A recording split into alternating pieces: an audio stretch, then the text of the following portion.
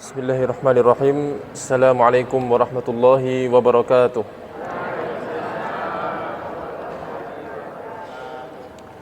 Innal hamdalillah nahmaduhu wa nasta'inuhu wa nastaghfiruh wa na'udzu billahi min shururi anfusina wa min sayyiati a'malina. Man yahdihillahu fala mudhillalah wa man yudlil fala hadiyalah. Asyhadu an la ilaha illallah wahdahu la syarikalah wa asyhadu anna Muhammadan abduhu wa rasuluh. Allahumma salli wa sallim wa zid wa barik wa an'im ala habibina wa qudwatina wa murabbina Muhammadin sallallahu alaihi wasallam wa ala alihi wa ashabihi wa man tabi'ahum bi ihsanin ila yaumiddin. Allahumma la sahla illa ma ja'altahu sahla wa anta taj'alul hazna idza syi'ta sahla. Sahhil lana umurana warhamna birahmatika ya arhamar rahimin. Rabbi shrah li sadri wa yassir li amri wahlul 'uqdatam min lisani yafqahu qawli. Allahumma anfa'na bima 'allamtana wa 'allimna ma yanfa'una wa zidna ilman ya 'alim. Amma ba'du. Jamaah Ahad pagi yang dimuliakan Allah Subhanahu wa taala, pada kesempatan pagi hari ini sudah selayaknya kita sebagai seorang muslim untuk senantiasa bersyukur kepada Allah Subhanahu wa taala. Karena memang syukur itu adalah salah satu sifat yang Allah mensifati dirinya sendiri dengan sifat itu. Apa kata Allah? Ma yaf'alullahu bi'adzabikum in syakartum wa amantum wa kana Allahu syakiran alima. Wa kana Allahu syakiran alima. Allah itu maha syukur. Allah maha berterima kasih. Maksudnya adalah ketika hambanya bertakwa, ketika hambanya mengabdikan seluruh hidupnya untuk Allah, maka Allah berterima kasih pada hamba itu. Allah lapangkan rezekinya, Allah permudah urusannya. Wa kana Allahu syakiran alima. Allah maha syukur. Allah juga mensifati hambanya, Nabi Ibrahim misalkan, dengan syukur juga. Allah berfirman, syakiran li an'umih. Ibrahim itu adalah hamba yang maha bersyukur. Syakiran li an'umih, ijtabahu wa hadahu ila siratim mustaqim. Begitupun Nabi kita Rasulullah sallallahu alaihi wasallam, beliau juga hamba yang bersyukur, yang pandai bersyukur. Sebagaimana dalam sebuah riwayat bahwasanya ketika itu Nabi salat malam begitu panjangnya. Salat malam sampai betisnya itu bengkak atau merah karena saking panjangnya salat. Maka istrinya Ibunda Aisyah radhiyallahu anha bertanya kepada Rasul, "Ya Rasulullah, engkau ini nabi yang sudah diampuni segala dosanya, kok masih melakukan amalan seperti ini sampai capek, sampai letih?" Maka Rasul menjawab, "Afala akunu 'abdan syakura?" Tidak bolehkah aku menjadi hamba yang bersyukur? Allah juga memerintahkan kepada Nabi Daud alaihissalam untuk senantiasa bersyukur atas segala bentuk nikmat yang Allah berikan kepadanya. Kerajaan, kekuasaan, kekayaan. Allah berfirman, "I'malu ala Dawud syukra." Wahai keluarga Daud, beramalah kalian sebagai bentuk syukur. Wa qalilum min ibadiyasy syakur, dan sedikit dari hambaku yang bersyukur. Maka sebagai seorang muslim, sebagai seorang mukmin, apapun keadaannya, apapun kondisinya, maka usahakan selalu bersyukur kepada Allah Subhanahu wa taala. La in syakartum la azidannakum wa la in kafartum inna adzabi lasyadid. Terlebih sangat besar nikmat yang kita rasakan pada pagi hari ini, yaitu nikmat iman, nikmat Islam, di mana dengan iman itu Allah kumpulkan kita, Allah gerakkan hati kita, Allah gerakkan langkah kita untuk berkumpul di salah satu majelis atau salah satu halaqah artinya perkumpulan yang oleh Nabi disebut dengan Riyadul Jannah atau taman surga. Nabi bersabda, "Idza marartum bi riyadil jannah farta'u." Kalau kalian melewati taman-taman surga, maka mampir, farta'u. Kemudian para sahabat bertanya, qalu ya Rasulullah, wa ma riyadul jannah? Taman surga itu seperti apa ya Rasulullah? Maka Rasul menjawab, hilaqudz dzikr. Taman surga di dunia itu adalah hilaqudz dzikr, halaqah zikir. Zikir artinya mengingat. Di mana di perkumpulan itu, di halaqah itu saling mengingatkan karena Allah, saling mengingatkan Allah, saling mengingatkan amar ma'ruf nahi munkar, menyeru kepada kebaikan dan melarang kepada kemungkaran. Maka sebuah nikmat besar nikmat yang agung yang perlu kita syukuri agar Allah senantiasa menambah nikmat ini, menambah iman ini, dan menambah Islam ini dan keistiqomahan kita semua. Kemudian salawat beserta salam selalu tercurah limpahkan kepada baginda Nabi Muhammad SAW beserta keluarganya dan para sahabatnya yang telah membimbing kita, yang telah meninggalkan jejak-jejak kebaikan sehingga kita dapat mengikutinya hingga selamat sampai ke akhirat nanti. Jamaah sekalian, hadirin wal hadirat, Bapak Ibu sekalian yang dimuliakan Allah Subhanahu wa taala, hari ini atau bulan ini kita sudah masuk pada tahun baru bulan Hijriah, yaitu tahun 1445 Hijriah, di mana tahun baru Hijriah, kita sebagai seorang muslim ketika mendengar tahun baru Hijriah, namanya aja Hijriah, maka yang terlintas di benak kita pertama kali pasti adalah hijrah Nabi SAW. Dan itu benar, itu tidak salah, bahwasanya tahun baru Hijriah memang besar kaitannya atau diambil oleh Umar bin Khattab karena peristiwa besar itu, yaitu peristiwa hijrah Nabi SAW ke Madinah. Namun yang mungkin sedikit kita tahu mungkin, atau mungkin sebagian yang tahu, bahwasanya Nabi itu tidak hijrah di bulan Muharram. Nabi itu tidak hijrah di bulan Muharram. Nabi itu hijrah di bulan Safar. Nabi hijrah di bulan Safar, tanggal ke-27 Safar. Kemudian selama perjalanan 2 pekan sampai ke Madinah bulan Rabiul Awal. Maka bukan berarti kalau tahun baru Hijriah itu berarti Nabi itu hijrah ke Madinah tanggal 1 Muharram, bukan. Akan tapi momennya, momen pergantian tahun Hijriah ini adalah murni pergantian tahun yang oleh Umar ditetapkan sebagai tahun barunya Islam atau tahun yang punyanya Islam, itu untuk tahun Hijriah yang berdasarkan perhitungan bulan. Karena tahun Hijriah itu berdasarkan bulan, maka disebut juga tahun Qamariyah. Qamar artinya bulan. Qamar artinya bulan. Maka tahun Hijriah itu dihitungnya berdasarkan bulan. Ataupun tahun Masehi berdasarkan apa? Kalau Hijriah bulan berarti Masehi matahari. Maka disebut juga bulan. Kalau Hijriah Qamariyah, kalau Masehi berarti Syamsiyah, bulan atau tahun Syamsiyah, di mana perhitungannya itu sesuai matahari, pergerakan matahari. Adapun Hijriah sesuai bulan. Dan di dalam Islam, bulan dan matahari ini sama-sama dipakai. Di dalam Islam, bulan dan matahari sama-sama dipakai. Karena ada beberapa ibadah yang hitungannya pakai bulan. Ada beberapa ibadah yang hitungannya pakai bulan, ada juga yang pakai matahari. Contohnya misalkan, ibadah yang nunggu lihat bulan dulu apa contohnya misalkan? Ibadah yang baru kita mulai ibadah itu harus lihat bulan dulu. Contohnya apa? Puasa Ramadan. Puasa Ramadan, Rasul bersabda, "Sumu li ru'yatih." Puasalah kalian saat melihat hilal, saat melihat matahari, saat lihat bulan. Wa aftiru li ru'yatih. Dan juga berbukalah atau Idul Fitri atau Lebaran bahasa kita saat melihat bulan juga. Itu salah satu contoh ibadah kita yang kaitannya dengan bulan, yang kita harus lihat bulan dulu baru kita tahu waktunya sudah masuk, waktu ibadahnya sudah masuk. Kemudian contoh lain, ada yang tahu ibadah yang harus lihat bulan dulu? Ibadah yang harus lihat bulan dulu. Yang baru saja ini apa ibadah yang bulan lalu? Haji, betul. Haji. Allah berfirman, "Yas'alunaka 'anil ahillah." Mereka para sahabat bertanya kepada engkau wahai Muhammad tentang ahillah atau hilal. Hilal itu adalah bulan baru, bulan yang baru muncul, baru lahir. Itu ahillah. Qul hiya mawaqitu linnasi wal hajj. Hilal itu atau bulan itu adalah waktu orang untuk haji.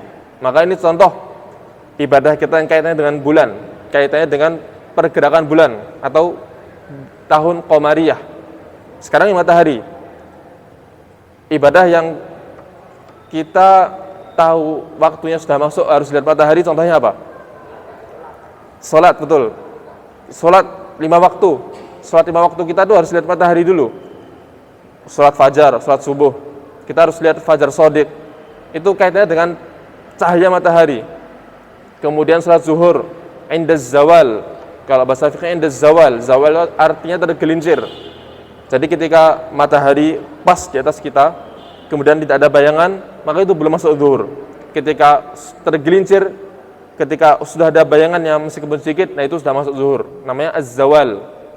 Begitupun seterusnya ketika ghurub syams, salat maghrib dan lain sebagainya. Itu salah satu contoh ibadah yang kaitannya dengan matahari. Maka dalam Islam bulan dan matahari ini dipakai. Bulan dan matahari ini dipakai. Maka tahun syamsiyah ataupun tahun qamariyah dua-duanya dipakai dan kita tidak boleh membeda-bedakannya. Kemudian bahkan bintang sekalipun, bintang itu juga dipakai dalam Islam. Allah berfirman, wa alamat wa bin najmi hum yahtadun. Dengan tanda-tanda, wa bin najmi hum yahtadun, dan dengan bintang itu mereka manusia itu mengetahui arah. Jadi sebenarnya fungsi bintang itu adalah untuk mengetahui arah. Nah, ini yang hilang di kita hari ini. Seiring perkembangan zaman, teknologi semakin canggih, teknologi semakin berkembang, namun kita tidak kenal dengan alam kita.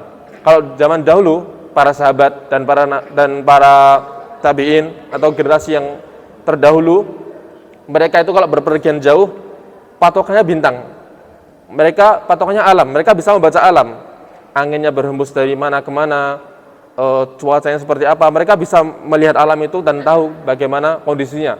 Mereka ketika berpergian jauh, berkilo-kilometer, bahkan keluar negara, mereka patokannya jangankan kompas atau Google Map, nggak ada zaman dulu Google Map atau kompas, patokannya alam.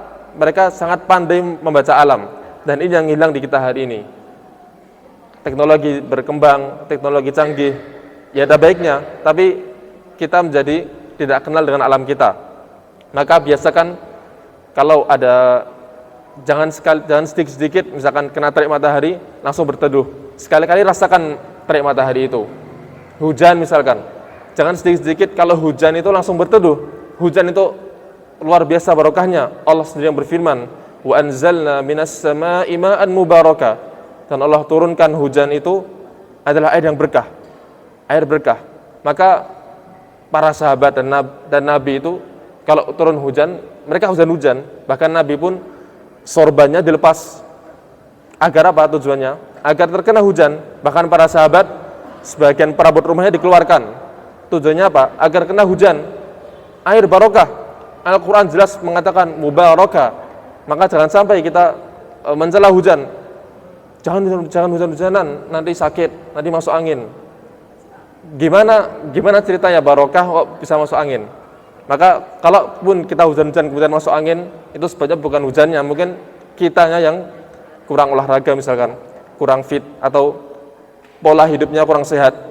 Jadi bukan hujan yang menyebabkan sakit ataupun hal-hal buruk, karena mubarakah, air berkah. Maka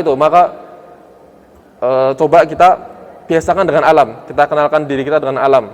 Sekali-kali di bawah terik matahari, sekali-kali rasakan terik matahari, sekali-kali rasakan air hujan, agar kita tuh kenal dengan alam kita.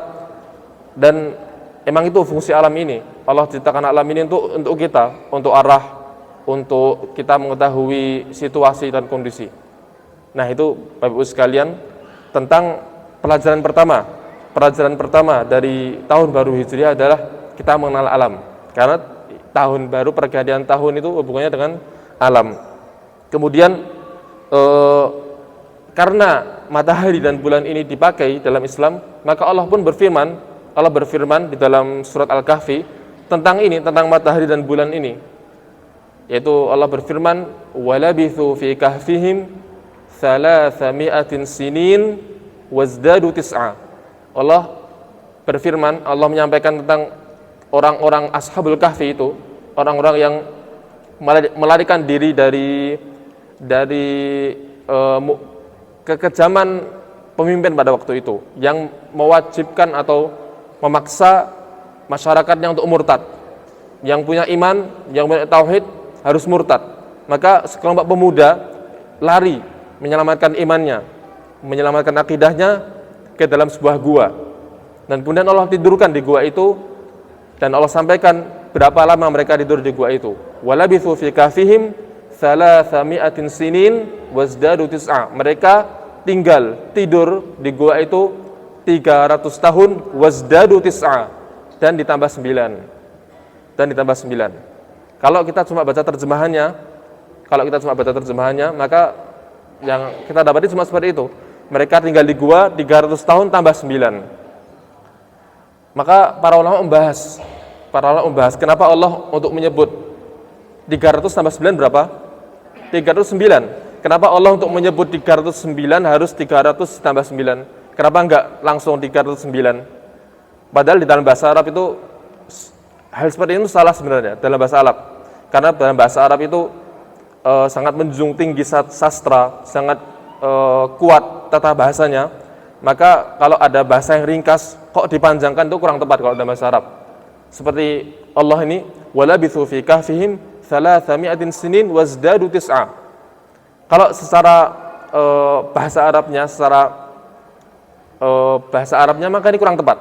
Akan tapi ada hikmah di balik ini, ada ilmu baru di balik ini yang oleh ulama dibahas. Para ahli ilmu meneliti firman Allah ini yang tidak cukup kalau kita baca di terjemahannya. Nah, ini pentingnya belajar atau ngaji tafsir. Kita nggak cukup kalau ngaji Quran tanpa ngaji tafsir. Kita nggak cukup kalau mau paham Quran cuma lihat terjemahannya. Karena terjemahan itu sama sekali nggak memaknai Al-Quran. Terjemahannya hanya mendekatkan makna. Terjemahan hanya mendekatkan makna Al-Quran. Kalau kita ingin paham Al-Quran, kalau kita ingin memahami mentadabburi Al-Quran, maka belajar tafsir, ngaji tafsir. Maka usahakan ngaji tafsir, baca tafsir, ikuti kajian-kajian tafsir yang ada. Karena ada banyak ilmu yang tidak bisa disampaikan hanya lewat terjemahan. Contohnya ini, walabithu fi kahfihim 300 sinin wazdadu tis'a. Ibnu Katsir dalam tafsirnya mengatakan bahwasanya maksud Allah di sini adalah walabithu fi kahfihim 300 sinin. 300 tahun. 300 tahun itu kalau hitungan Masehi. Jadi orang Ashabul Kahfi itu kalau di dalam gua mereka tidurnya berapa tahun? 300 tahun kalau hitungan Masehi atau hitungan Syamsiyah. Adapun kalau hitungan Qamariyah wazdadu tis'a ditambah 9. Berarti 309 tahun. Kalau hitungan Qamariyah Ashabul Kahfi itu tinggalnya 309 tahun. Tapi kalau hitungan Masehi atau hitungan Syamsiyah maka Ashabul Kahfi 300 tahun pas. Karena di setiap 100 tahun pergeserannya ada 3 tahun, Di dalam 1 tahun ada berapa hari? 365 hari. Di dalam 1 tahun ada 365 hari. Dan pergeserannya dengan tahun Qamariyah ada 11 hari kurang lebih, 11 hari, sekian. Maka dalam 100 tahun ada 3 tahun, ada 3 tahun pergeseran. Maka dalam 300 tahun ada 9 tahun pergeseran. Maka Ashabul Kahfi itu Allah sebutkan 300 sinin itu tahun Masehi atau perhitungan Masehi atau Syamsiyah. Adapun wazdadu tis'a kalau perhitungan Qamariyah ada 309 tahun. Ini salah satu bukti bahwasanya Qamar dan Syams, bulan dan matahari dipakai di dalam Islam. Kemudian pelajaran yang kedua dari hijrah atau tahun baru hijrahnya adalah bahwasanya awal mula penanggalan atau penggunaan tahun baru hijrahnya adalah di zamannya Umar bin Khattab radhiyallahu anhu. Zamannya Khalifah Umar bin Khattab radhiyallahu anhu pertama kali Umar menggunakan tahun ini. Saya nukilkan beberapa kisah yang menyebabkan Umar dan para sahabatnya ini menggunakan tahun baru Islam ini. Yaitu adalah ketika itu Umar dapat surat dari salah satu pemimpin muslimin yang di bawahnya Umar, yaitu Abu Musa al-Asy'ari radhiyallahu anhu. Abu Musa mengirim kepada Umar surat yang ada keterangan di bawahnya Sya'ban, bulan Sya'ban. Tapi nggak ada tahunnya, nggak ada tanggalnya. Maka bingung Umar, ini Sya'bannya kapan? Sya'bannya tahun lalu, 2 tahun lalu, 5 tahun lalu, atau hari ini? Nah gimana? Surat kenegaraan itu, surat kenegaraan nggak ada tahunnya. Maka Umar dan para sahabatnya juga memikirkan itu. Juga kasus lain, kalau untuk surat menyurat antar negara, mau mengirim surat ke Romawi, mau mengirim surat ke Persia itu harus ada tahunnya, harus ada bulannya. Sedangkan Islam belum punya. Sedangkan Romawi dan Persia sudah punya tanggalannya sendiri. Maka para sahabat dan Umar pada waktu itu memutuskan untuk membuat tahun sendiri, tahun Islam sendiri. Yang maka pertanyaannya adalah, kenapa kok nggak ikut saja? Kenapa kok nggak ikut tanggalannya Romawi? Kan gampang, simpel, cuma angka aja, cuma sekedar angka. Kenapa kok nggak ikut tanggalannya atau kalendernya Persia? Kan simpel, tinggal ikut, tinggal nulis saja, cuma sekedar angka aja. Tapi para sahabat nggak mau. Umar dan para sahabat nggak mau kalau cuma ikut-ikut. Inilah salah satu kelebihan para sahabat, yaitu mereka bangga dengan Islam mereka sendiri. Mereka bangga, mereka pengen menunjukkan izzah mereka, kemuliaan mereka, bahwasanya kami ini juga Islam, kami punya tanggalan sendiri, kami punya harga diri sendiri. Sampai ke tanggalan sekalipun Umar dan para sahabatnya nggak rela kalau cuma ikut-ikutan. Padahal sekedar angka, kalaupun ikut juga nggak masalah, nggak dosa. Tapi inilah salah satu ghirahnya para sahabat dalam berislam, dalam beragama Islam. Mereka sangat ingin menunjukkan kemuliaan mereka sebagai seorang muslim. Mereka bangga dengan keislaman mereka. Maka mereka buatlah tahun itu, dan mereka awalnya berbeda pendapat ketika mereka rapat, karena ini bukan cuma keputusan Umar, tapi keputusan para sahabat. Ketika mereka rapat untuk menentukan tahun baru Islam ini, mereka berbeda pendapat. Ada yang mengatakan Nabi itu hidup 63 tahun. Bagaimana kalau kita jadikan awal tahun itu, tahun pertama itu tahun lahirnya Nabi? Karena tahun lahir Nabi itu adalah tahun kelahiran cahaya. Maulidun Nabawi adalah kelahiran cahaya. Nah, maka para sahabat berbeda pendapat di situ, karena lahirnya Nabi aja yang kita kenal kan 12 Rabiul Awal. Itu pendapat. Tapi ada pendapat yang lainnya kalau bahwasanya Nabi itu lahir bukan di 12 Rabiul Awal, bukan. Ada yang mengatakan 10, ada yang mengatakan 14, 13 dan lain sebagainya. Maka nggak jadi dijadikan tahun pertama Hijriah itu adalah tahun kelahiran Nabi. Kemudian masuk usulan berikutnya. Kalau gitu kita jadikan yang paling dekat peristiwa, yang paling dekat ini adalah wafatnya Nabi.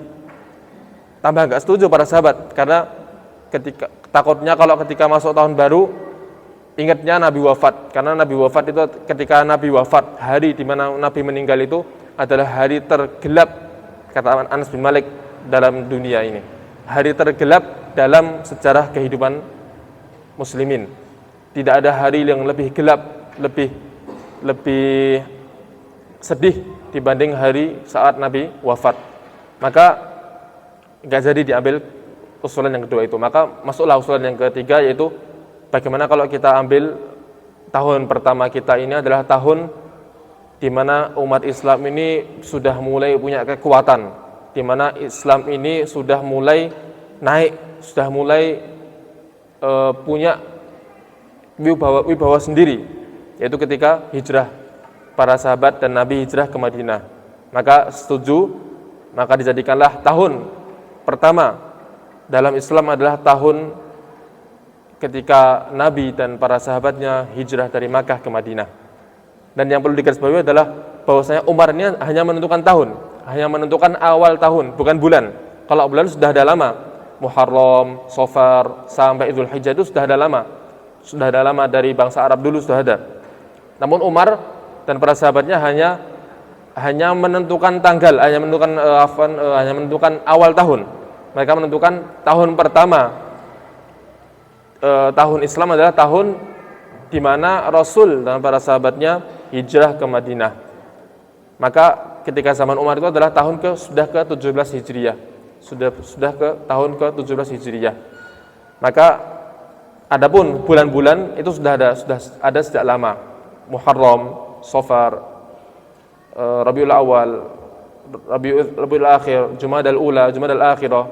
Tapi sebelumnya ngomong-ngomong, ada yang hafal nggak bulan-bulan Hijriah ini? Ada yang hafal nggak? Bulan ke-9 bulan apa? Bulan ke-9 bulan apa? Bulan ke-9 bulan Hijriah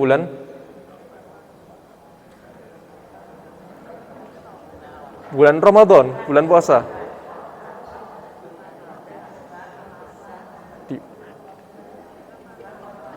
Nah, itu PR untuk kita untuk menghafal bulan-bulan itu. PR untuk kita semua untuk menghafal bulan-bulan itu. Poinnya bukan hafalnya.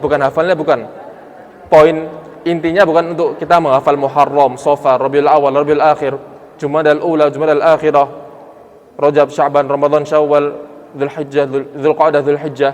Poinnya bukan cuma sekedar menghafal, akan tapi kita ini sebagai seorang muslim, kita ini orang beriman, orang muslim itu Allah atur hidup kita ini sesuai hari-hari kita. Sebagaimana yang diungkapkan oleh Hasan Al-Basri, beliau mengatakan innama anta ayyam kullama madha yaumuk dhahaba ba'duk. Sungguhnya kita ini orang ini, manusia ini hanyalah susunan hari-hari. Manusia hanyalah susunan hari-hari. Innama anta ayyam kullama madha yaumuk, setiap hari itu berlalu dhahaba ba'duk, maka berkuranglah juga atau hilanglah juga sebagian darimu. Maka sebagai seorang muslim harus memperhatikan waktu. Kita harus tahu kita ini hidup di bulan apa. Kita ini sedang di tanggal berapa. Kita ini sedang musim apa. Kita harus tahu sebagai seorang muslim, karena di dalam bulan-bulan itu ada keistimewaan-keistimewaannya sendiri. Ada amalan-amalannya sendiri yang oleh ulama juga sudah ditulis, yaitu Imam Ibnu Rajab Al-Hambali. Beliau menulis sebuah kitab khusus di mana di kitab itu dijelaskan dari bulan pertama sampai bulan ke-12 apa saja yang ada di bulan-bulan itu, apa saja amalan-amalan ibadah di bulan itu, apa saja karakteristik bulan-bulan itu. Maka poinnya bukan menghafal, bukan cuma sekedar menghafal Muharram sampai Dzulhijjah, bukan. Akan tapi agar kita tahu amalan apa yang ada di bulan yang sedang kita berada di dalam bulan itu. Muharram misalkan, apa contohnya amalan bulan Muharram ini? Puasa yang barisan dan kita kemarin, puasa Asyura, Tasu'a. Al-Muharram adalah bulan yang dimuliakan. Kemudian di bulan Muharram juga adalah bulan Qudumul Hajj, bulan di mana datangnya para haji. Hujjaj, orang-orang yang bulan lalu berangkat haji, bulan Muharram pada balik ke rumahnya, pada balik ke kampung halamannya. Bulan Muharram juga salah satu bulan yang Allah anjurkan untuk kita berbanyak puasa di dalamnya, bulan Muharram. Kemudian Ramadan ada puasa, Dzulhijjah ada haji, dan sebagainya. Itu adalah salah satu pentingnya kita mengenal bulan-bulan kita, bulan-bulan Dzulhijjah, bulan-bulan Hijriyah. Kemudian selanjutnya adalah pelajaran penting dari hijrah ini, yaitu tahun baru hijrah ini besar kaitannya dengan hijrah. Tadi sebagaimana sebab Umar memilih tahun baru ini adalah di tahun pertama atau di tahun di mana Rasul dan para sahabatnya hijrah adalah karena di tahun itu, karena pada waktu itu Islam sudah mulai punya taring, Islam sudah mulai punya wibawa. Maka hijrah sebagaimana dikatakan oleh Al-Izz Ibnu Abdissalam, ada dua macam. Al-hijratu hijratan. Hijrah ada dua macam. Hijratul auton, yaitu adalah hijrah pindah negara, pindah tempat. Wa hijratul itsmi wal udwan. Dan yang kedua adalah hijrah dari dosa dan permusuhan. Hijrah dari dosa dan permusuhan. Kalau hijrah pertama mungkin di kita nggak ada sekarang. Di Indonesia ini nggak ada. Kita nggak perlu pindah negara, kita nggak perlu pindah tempat, karena kita ini hidup di lingkungan muslim, alhamdulillah. Kita hidup dengan nyaman, kita sholat dengan mudah, kita melakukan syiar-syiar Islam dengan mudah tanpa dipersulit. Maka untuk poin pertama, hijratul auton, hijrah yang pindah tempat, di kita nggak ada hari ini. Mungkin yang ada adalah di saudara-saudara kita yang mungkin masih ditindas di Palestina misalkan, di Suriah, di Rohingya misalkan, di mana mereka tidak bisa dengan mudah melaksanakan syiar-syiar agama mereka, nggak bisa sholat dengan mudah, nggak bisa melantunkan azan dengan keras, tidak bisa apapun itu, mereka kesulitan. Maka mereka dianjurkan untuk berhijrah ke negeri muslim yang aman, seperti Palestina dan Suriah. Kebanyakan penduduk mereka, penduduk Palestina dan Suriah hijrah. Ada yang di Turki, ada yang di Yordania. Mereka hijratul auton. Yang kedua atau hijrah yang kedua adalah hijratul itsmi wal udwan. Nah, ini di setiap kita ada, yaitu hijrah dari dosa dan permusuhan. Karena kita manusia ini pasti banyak dosanya, pasti banyak kesalahannya. Maka mari kita hijrah. Setiap pergantian tahun ini, mari kita ingat hijrah Nabi, agar kita yang selama setahun ini sudah compang-camping ke sana kemari, mungkin sudah jauh dari Allah, jauh dari agama ini, maka ayo kembali lagi, hijrah dari dosa. Yang sebelumnya punya kebiasaan maksiat, hijrah. Yang sebelumnya mungkin pekerjaannya masih haram, hijrah. Wal udwan, dan hijrah dari permusuhan. Kita ini muslim harus bersatu. Apalagi sebentar lagi adalah musim pemilu. Musim pemilu adalah biasanya musim permusuhan. Itu sudah terus-terusan itu, ada terus-terusan. Kalau biasanya pemilu itu pasti musim permusuhan, maka jauhilah itu, hijrah dari permusuhan.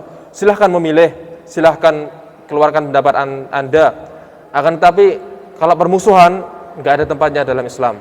Permusuhan nggak ada tempatnya dalam Islam. Maka hijrah yang penting, yang berat itu adalah hijrah dari itsm, dari dosa dan udwan dan permusuhan. Wa ta'awanu 'alal birri wat taqwa, saling tolong menolonglah dalam kebaikan dan ketakwaan. Wala ta'awanu 'alal itsmi wal udwan, dan jangan saling menyokong dalam hal permusuhan, dalam hal dosa dan permusuhan. Itu hijrah. Maka di dalam Al-Quran ada beberapa ayat yang menjelaskan tentang hijrah. Salah satunya yang paling terkenal adalah firman Allah di surat At-Taubah, illa tansuruhu faqad nasarahullah. Itu yang mengisahkan Nabi dan Abu Bakar hijrah. Illa tansuruhu faqad nasarahullah idh akhrajahu alladhina kafaru thaniya itsnain idh huma fil ghar idh yaqulu li sahibihi la tahzan innallaha ma'ana. Illa tansuruhu faqad nasarahullah. Ayat ini, mari kita tadabburi ayat ini, kita maknai ayat ini. Illa tansuruhu faqad nasarahullah. Allah buka ayat ini dengan perkataan yang tegas. Illa tansuruhu faqad nasarahullah. Kalau kalian enggak mau menolong Muhammad, kata Allah, faqad nasarahullah. Allah sendiri yang akan tolong Muhammad. Maksudnya apa? Kalau Anda ini enggak butuh Islamnya ada. Anda mau pakai, Anda mau ambil, Anda mau terapkan, silahkan. Anda enggak mau ya silahkan. Allah enggak butuh itu. Al-Quran sudah ada. Al-Quran sudah mudah kita akses. Anda mau ambil, Anda mau pelajari, Anda mau praktekkan, silahkan. Anda enggak mau ya silahkan. Enggak urusan buat Allah. Illa tansuruhu faqad nasarahullah. Kalau kalian tolong agama ini, kalian muliakan agama ini, kalian makmurkan agama ini, silahkan. Maka pahala untuk Anda, untuk kita semua. Kalau enggak mau ya silahkan. Itu bukan urusan Allah. Allah tegas mulai ayat ini, illa tansuruhu faqad nasarahullah. Kalau kalian enggak tolong Muhammad, enggak apa-apa. Allah enggak rugi. Kalau kalian enggak tolong agama ini, Allah enggak rugi. Allah sendiri yang akan tolong agama ini dengan caranya sendiri.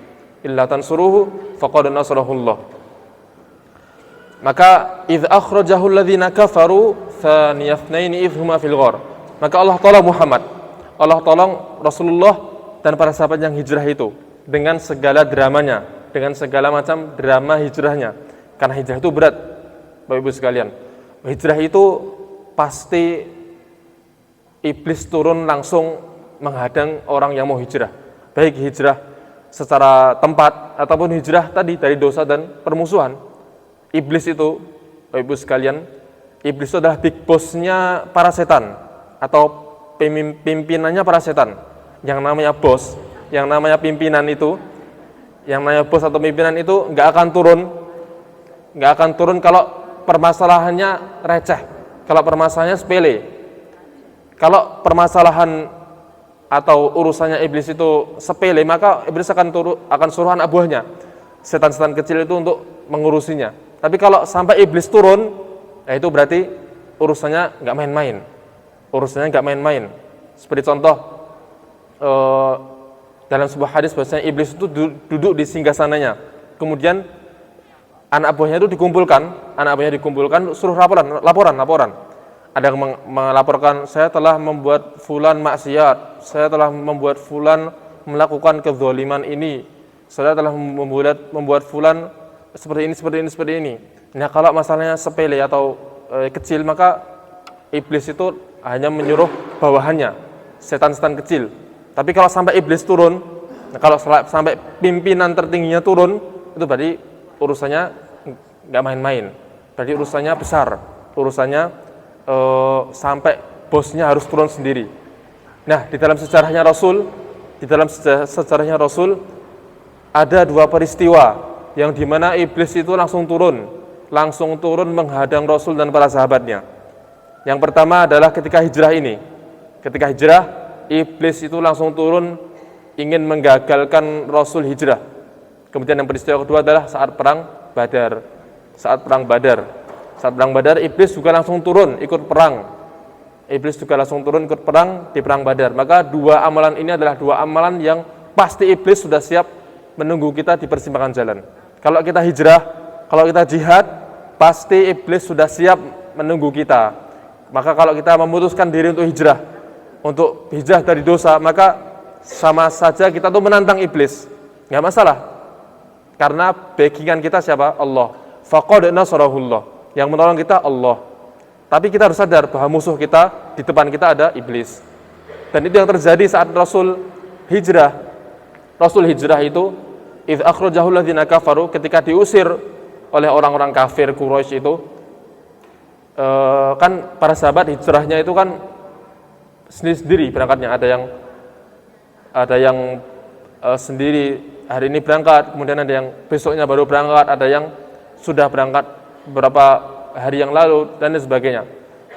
Mereka para sahabat hijrah dengan segala bentuk perjuangannya. Ada yang hartanya dihabiskan, seperti Abdurrahman bin Auf salah satu sahabat yang kaya raya. Ketika hijrah dihadang sama orang Quraisy. Enak saja kamu masuk Makkah dalam kondisi nggak punya apa-apa.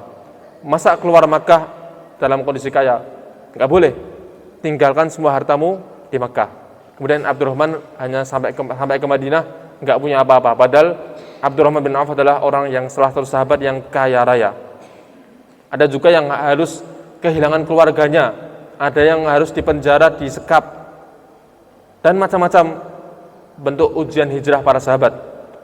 Begitupun Rasul kita Muhammad SAW, para sahabat, para pimpinan Quraisy itu, mereka mengadakan rapat di Darun Nadwah. Darun Nadwah tujuannya apa? Untuk menggagalkan hijrah Nabi. Karena mereka melihat, wah ini para sahabat Nabi dah pada berangkat nih ke Madinah. Kok kayaknya Muhammad masih di Mekah? Ayo kita rapat, kita gagalkan Muhammad biar tidak jadi hijrah. Di perkumpulan itu, di rapat itu, dihadiri oleh salah seorang tua, berwibawa, kelihatan berpendidikan. Ketika ditanya, manis syekh? Syekhun min Najd. Ketika ditanya, orang sepuh itu ditanya, siapa? Maka ia menjawab, saya dari Najd. Najd itu adalah Saudi bagian timur. Dan orang tua itu adalah iblis yang menyamar. Sehingga ikutlah duduk merumuskan, atau majelis parlemen merumuskan rapat untuk menggagalkan Rasul hijrah. Maka masuklah usulan pertama, bagaimana kalau kita bunuh saja Muhammad itu. Maka iblis tadi itu mengatakan, oh nggak bisa. Kalau Muhammad dibunuh pasti keluarganya akan membalas. Karena keluarganya Muhammad itu keluarga kuat. Kalau Muhammad dibunuh langsung, keluarganya akan membalas. Maka nggak jadi diambil keputusan ini. Masuk usulan kedua, gimana kalau kita penjara saja Muhammad? Kita rantai saja Muhammad agar tidak bisa kemana-mana. Iblis tadi itu yang menyamar tadi itu juga mengatakan, oh nggak bisa kalau gitu. Karena para sahabatnya kalau begitu mengetahui Rasul nggak ada, pasti dicari sampai ketemu. Kemudian masuklah usulan ketiga dari pimpinannya atau iblisnya manusia, setannya manusia. Siapa itu? Abu Jahal yang oleh Nabi disebut dengan Fir'aun hadhil ummah. Fir'aunnya umat ini, setannya umat ini, setan manusianya umat ini. Abu Jahal kemudian mengusulkan, oh kalau gitu kita bunuh tapi dengan cara kita keluarkan setiap pemuda dari semua kabilah dengan menghunuskan pedang, kemudian semua pemuda itu membunuh atau menghunuskan pedangnya kepada Muhammad. Maka dengan itu, kalau keluarganya ingin membalas, nggak bakal bisa membalas orang se-Mekah, nggak bakal bisa. Maka ujung-ujungnya pasti akan damai. Ketika Abu Jahal, pimpinannya setan manusia, mengusulkan itu, maka iblis itu langsung, oh ya betul, ini adalah pendapat yang betul, dan mari kita lakukan pendapat ini. Lihat Bapak Ibu sekalian, setan itu pasti kompromi, setan itu pasti saling bantu-membantu. Setan manusia dan setan jin itu pasti saling menyokong. Abu Jahal setan manusia dan iblis setan dari kalangan jin.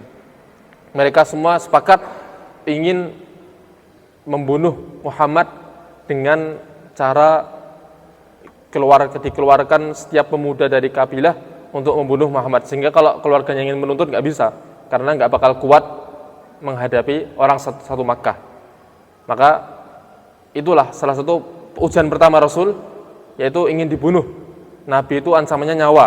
Nabi mau hijrah aja terancam kepalanya dipenggal. Maka tadi faqad nasrahullah, Allah akan tolong Nabi itu. Maka ketika malam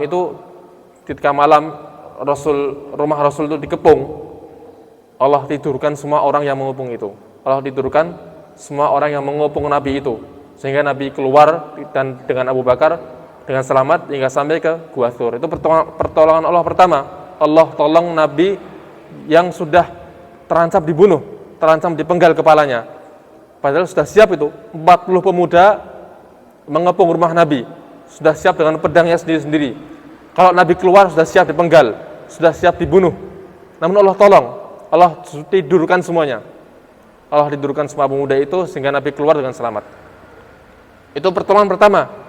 Idz akhrajahu alladziina kafaru tsaniya tsnain idz huma fil ghar. Kemudian di dalam gua.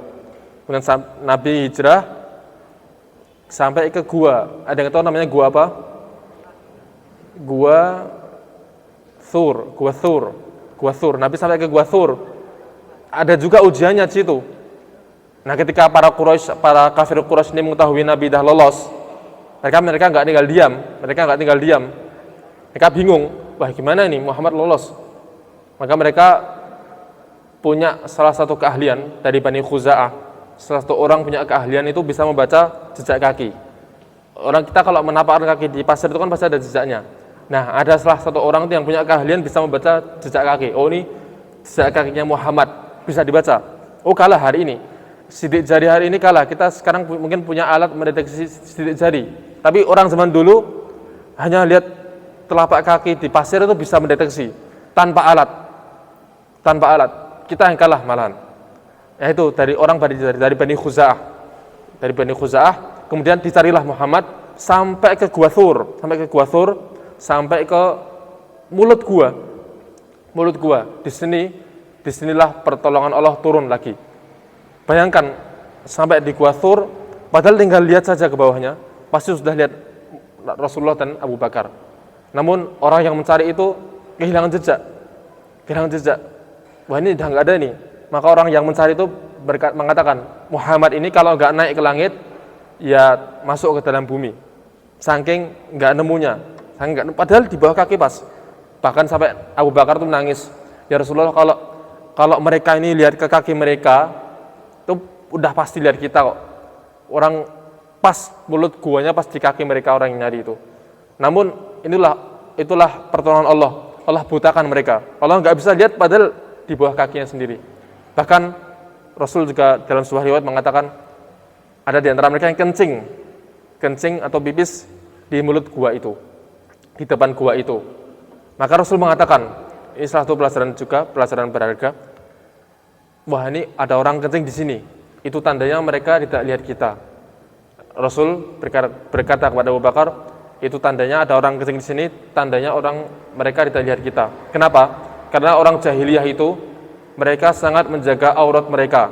Meskipun mereka jahiliyah, mereka bodoh memang. mereka maksiat, mereka minum khamr, mereka bahkan berzina, mereka suka membunuh. Tapi kalau urusan aurat, mereka enggak. Mereka sangat pemalu. Mereka enggak mungkin menamakan auratnya sembarangan. Maka kalau hari ini kita sebagai seorang muslim, orang ngaku beriman, kalau melihat aurat di mana-mana, maka naudzubillah, bisa jadi kita lebih jahiliyah dari jahiliyah itu sendiri. Naudzubillah. Ini salah satu pelajarannya. Maka ini pertolongan Allah kedua. Allah tutup mata mereka, padahal jelas di bawah mereka Rasulullah dan para sahabatnya. Kemudian pertolongan selanjutnya, idz yaqulu li sahibihi la tahzan innallaha ma'ana. Ketika Abu Bakar itu sedih karena khawatir Rasulullah ini ketangkep, terbunuh. Abu Bakar enggak khawatir sama dirinya sendiri, enggak. Kalaupun Abu Bakar meninggal, Abu Bakar mati, enggak masalah. Abu Bakar mengatakan seperti itu. Namun yang dikhawatirkan Abu Bakar adalah Rasulullah sendiri. Kalau Rasulullah sampai ketangkep, dibunuh, maka selesai Islam ini. Maka sedih. Abu Bakar sedih. Maka Rasul mengatakan, la tahzan, jangan sedih. Innallaha ma'ana, karena Allah bersama kami, bersama kita semua. Maka hijrah itu pasti diliputi kesedihan. Yang sebelumnya mungkin sudah mapan di sebuah pekerjaan, tapi pekerjaannya masih banyak haram dan syubhatnya. Hijrah pasti berat, pasti sedih. Yang sebelumnya sudah mungkin nyaman di komunitas tertentu, ketika hijrah pasti sedih, pasti berat. Dan itu juga yang dirasakan oleh Rasul dan Abu Bakar, sedih dan berat. Tapi la tahzan, jangan sedih, innallaha ma'ana. Bahkan Rasul pun saat keluar dari Makkah itu, balik ke Makkah, nangis mengatakan, wallahi innaki la habbul biladi ilayya illa anna qaumi akhrajuni minki. Wahai Makkah, Rasul ngomong sama Makkah, wahai Makkah, sesungguhnya engkau ini adalah kota yang paling saya cintai, illa anna qaumi akhrajuni minki. Namun karena kaumku mengusirku dari tempatmu, maka kalau bukan karena diusir, maka tidak akan aku tinggalkan Makkah, kata Rasulullah SAW. Sedih. Hijrah itu pasti diliputi kesedihan, namun jangan sedih. Innallaha ma'ana. Allah selalu bersama kita. Dan man taraka syai'an lillah awwadahu Allahu khairan minhu. Barang siapa yang meninggalkan sesuatu karena Allah, maka akan Allah ganti dengan sesuatu yang jauh lebih baik.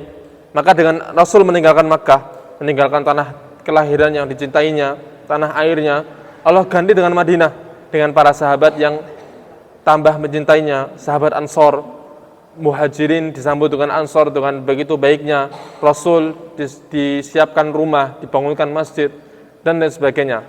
Allah ganti itu.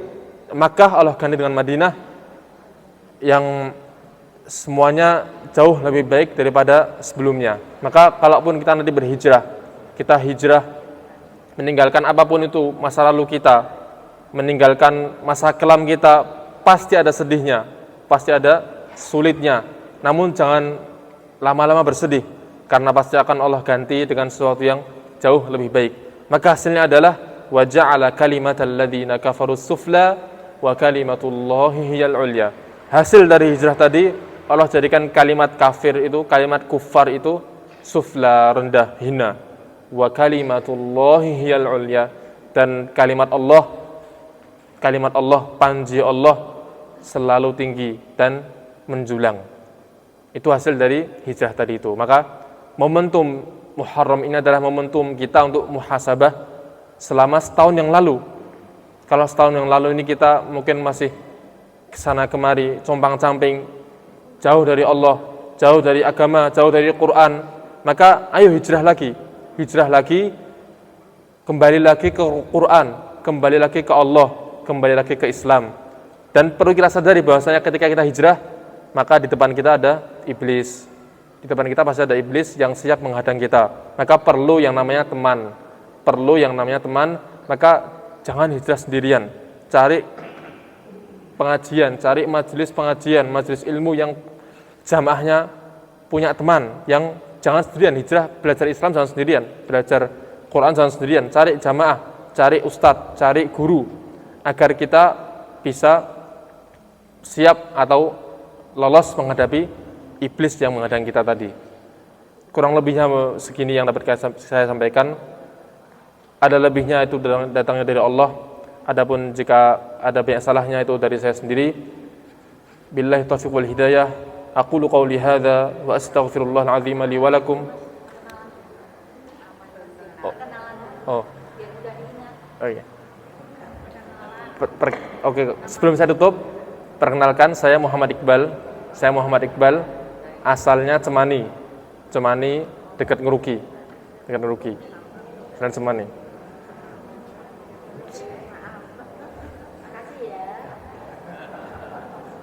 Begitu yang dapat saya sampaikan, kurang lebihnya mohon maaf. Dan mohon maaf saya orang Jawa tapi nggak lancar kalau di depan ngomong Jawa. Mohon maaf. Saya kalau ngomong sama teman Jawa terus, tapi kalau di depan umum ini nggak lancar ngomong Jawa. Mohon maaf sekali. Kurang lebih mohon maaf. Assalamualaikum warahmatullahi wabarakatuh.